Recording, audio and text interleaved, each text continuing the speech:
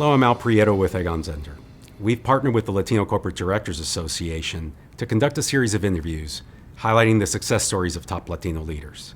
Joining us today is Anilu. Anilu is the Chief Human Resources Officer of TPG Capital.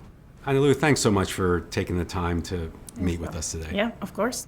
It'd be great to understand what you do and your role in TPG today. And after that, just tell us a little bit about your story and some of the key inflection points in your career. So I work at TPG as the Chief Human Resources Officer, and this is the first time that the firm has a CHRO. So I'm proud to be the first one. And my job is global, and it covers all of our platforms. We have 1,100 employees, so my job is to keep them coming back every day. You drive yourself pretty hard, and when you're Latino, you're often either the only one or the first one or one of very few. And so your brain gets used to that feeling. But I think that is partly understanding that you do belong in those spaces and really gaining the confidence. How, as an executive, do you help instill a similar sense of purpose across the organization? I think that you need to lead by example. So the first thing is that, if you are talking about diversity and inclusion in particular, you need to exhibit that yourself with your teams, with the people that you work with. You also need to be brave. If you are in a job like mine, because you're going to have to call people on certain things and you're going to have to push the envelope. And then I would say also being a good listener. I feel that the times that I have been able to influence a change has been equal parts action and equal parts listening well.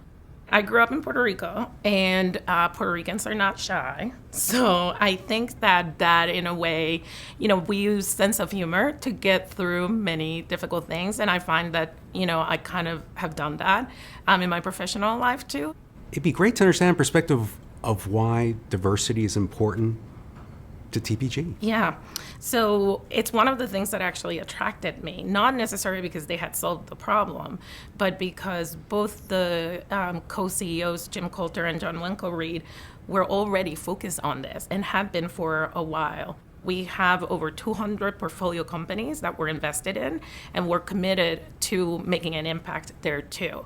So, a big important part of how we conduct our business is our investment committee. And I think that that's the classic example of why you want diversity. And so if you think about it, to source great deals and deals that are differentiated that other people are not doing, you have to have a differentiated network. In that context, what advice do you give to up-and-coming Latino leaders and how they want to think about how they evolve their professional development? I would say take advice.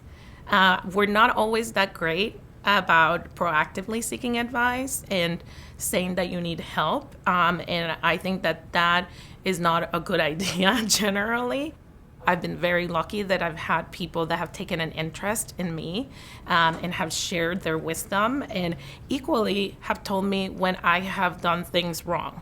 And then thirdly, everyone has someone that they can help. My mentees have taught me probably even more than I have taught them. Can you share some of the things you're doing in terms of cultural diversity, Latino diversity? We have a few sponsorships, and we look at them from three buckets. One is from a recruiting perspective, so sourcing talent from them, and we do events.